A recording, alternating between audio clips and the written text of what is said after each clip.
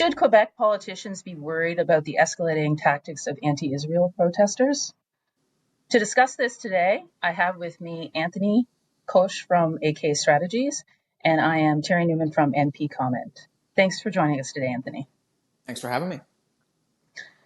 So last week, anti-Israel protesters showed up outside of Melanie Joly's residence. They stood outside of her building. They projected mostly a stream of English words across the top of her building, proclaiming, "Melanie, war criminal. Every time Melanie lies, a child in Gaza dies. Israel terrorist, Melanie complice," meaning complicit. An unidentified woman with short blonde hair and a keffiyeh stood there with a megaphone and said in French, which is translated to English as, "Canada's arming of Israel during this genocide is the greatest strain on our generation. Miss Joly's actions warrant immediate consequences." She did not elaborate on what she felt, though, those consequences should be. So what do you think of this escalation, Anthony? Should the homes of politicians be off limits? They absolutely should be. We've spoken about this before. I'm no fan of Melanie Joly. I don't think you'll find most conservatives, especially not most conservative Jews, to be fans of her. I think the point here, there's multiple. One, you've got the topic of politicians' private lives and their private residences and whether or not they're fair game. I don't think so. We have the right to protest in Canada. We have free speech, and that's fine. But I do believe that there's certain basic social norms and rules of engagement that should be respected. You want to protest? There's places to do that. You want to do it outside of her office? You want to do it outside of Parliament Hill? You want to do it in the public domain? That's fine. But outside of a private residence, I think stretches over into the domain of actual and attempted intimidation. And the second component of this, which I think is all the more important, is that Melanie Joly, to no one's surprise, has been one of the most critical of Israel politicians in the country. We can get into the funny quotes about the demographics of her riding or whatever in terms of why that reason might be. But at the end of the day, I think this is something that a lot of people are starting to wake up to. You even see, for example, Keir Starmer in the United Kingdom coming out and saying that the United Kingdom is going to recognize a Palestinian state. Same thing in France with Macron, whatever. And yet the response from the quote unquote pro-Palestinian movement has been to say that there's still a bunch of genociders who are supporting Israel, even though there's been embargoes on military sales and all that sort of stuff. So I think some people are starting to come along to the conclusion that this movement is in large part fundamentally insatiable and that there's not actually any real interest in meaningful dialogue. Any cave, any movement in the right direction that you give these folks, it will never be enough. And they're always still going to brand you as if you're some sort of far-right crazy person who supports the genocide of Palestinian people. First of all, which is not even going on in Gaza as we speak. But second of all, none of these politicians could be credibly assuming. I do find it also very funny. Canada can barely arm its own military.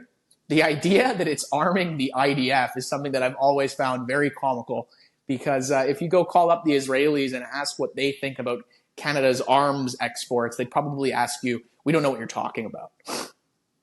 Right. Outside of the protest outside of Melanie Joly's house, they've also been showing up at offices, Anita Anand's office. She closed her office in Oakville, citing concerns about security and fear based on these anti-Israel protesters. And as early as 2023 in October, the blood at the Nova Festival had barely dried. These protesters in Quebec were demanding MPs sign a letter saying that Israel should agree to a ceasefire. So this was very well organized right from the get-go starting in October. So what do you make of the organization? Well, yeah, man, they were on the streets on October 8th with flags, with organized chants, with everything. So it's very clear that this is far more organized and well-funded than a lot of people might have thought, especially in the early days. But I mean, listen, I was the director of communications and chief spokesperson for the BC Conservative campaign out west. And even during that campaign, you had a series of crazy protests. At one point, people burning a Canadian flag and screaming in no uncertain terms, "Death to Israel, death to Canada." So I don't, even last week, you saw something similar in at Temple University. There's a student group, Students for Justice in Palestine. And some of the members of that executive said, We need to be clear that it's not only our mission to destroy the state of Israel, we must also dedicate ourselves to destroying the United States of America. So a lot of these people, the actual organizers, the folks that are involved at the high level, they're proud of their beliefs. This is not something that's hidden. It's not a secret. It's not something that you really have to investigate in order to get out. They're happy and proud to share with you what they think about any number of topics. And, Yes, and yes. in addition to Joly, in September 2024, Mark Miller had charged some protesters for criminally harassing him. They called him a child killer, right? So you start to think about, what kind of things can you condone if you call somebody a child killer? But above and beyond that, these politicians in Quebec, they're dealing with something else. There's the historical ties between Quebec's FLQ and the PLO, the Palestinian Liberation Organization, which was responsible for the bombings in Quebec during the October crisis, one of which killed a night watch guard, and also the kidnapping of two politicians and the murder of one, so Pierre Laporte, in 1970. So he was found strangled in the trunk of a car. That same year, Anthony, prior to the kidnappings and the murder, CBC actually interviewed FLQ terrorists in Jordan. Where are you from? We are from Quebec, Montreal, especially. Why are you here? We are here for training, military training, mostly training. We will make selective assassination of certain leaders in Quebec. Leaders who are not elected by the people, who are just chosen by either mafia or American imperialism. So, did you come here to learn how to fight, or so that you can apply those techniques when you go back to Quebec, or is it because also you are against Zionism? Also, we are against Zionism. So there definitely are some connections.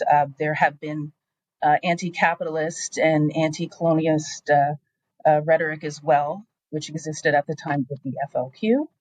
So given the historical ties to the PLO in this province and the rhetoric of anti-capitalism, anti-colonialism, and anti-Zionism, do you think that politicians in Montreal should be concerned for their safety? I certainly hope not, but you're right. This is the thing that people need to understand about the escalation. If someone genuinely believes that a politician is a baby killer who's supporting genocide, it stands to reason that there's not much of a logical gap about what you should do to those politicians, right?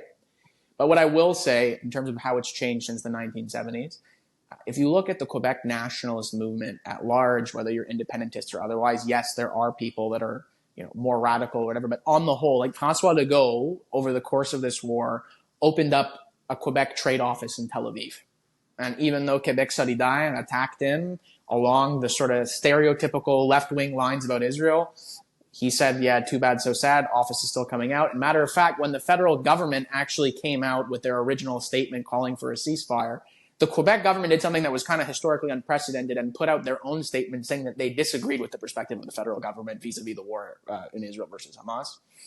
You even see, for example, the Bloc Québécois, federally, Yves-François Blanchet, they have their criticisms of some of the actions of the Israeli government over the course of this war, but has been lockstep and very clear that the anti-Semitism that's being seen on the streets of Montreal and some of the treatments of the Jewish community in Quebec are absolutely unacceptable, and there needs to be an end. So I think, broadly speaking, that sort of historic alliance between Quebec independentists and the PLO and whatever, definitely a real historical fact. I don't think it's as clear and manifest now. There's a much broader diversity of views on the Quebec nationalist front. And a lot of people actually in Quebec, I can tell you, because I'm somewhat of a Quebec nationalist myself, a lot of people in nationalist circles in Quebec actually see Israel as somewhat of an inspiration for a number of reasons, including language revival, sovereignty, people reclaiming its heritage, XYZ, as we say in French in Quebec.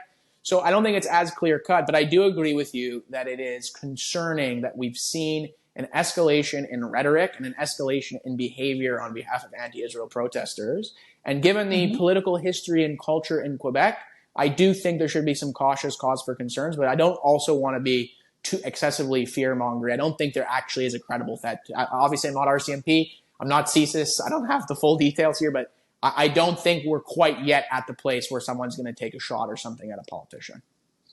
Right. Well, it will be interesting to see what happens, especially since it looks like the PQ will win. And a lot of people believe that the FLQ sentiment was trickled down into the PQ, at least some of it. Of course, that may have changed a lot over time, as you point out. I want to thank you for coming on today, Anthony. And I want to thank our viewers for watching this very important conversation. Thank you.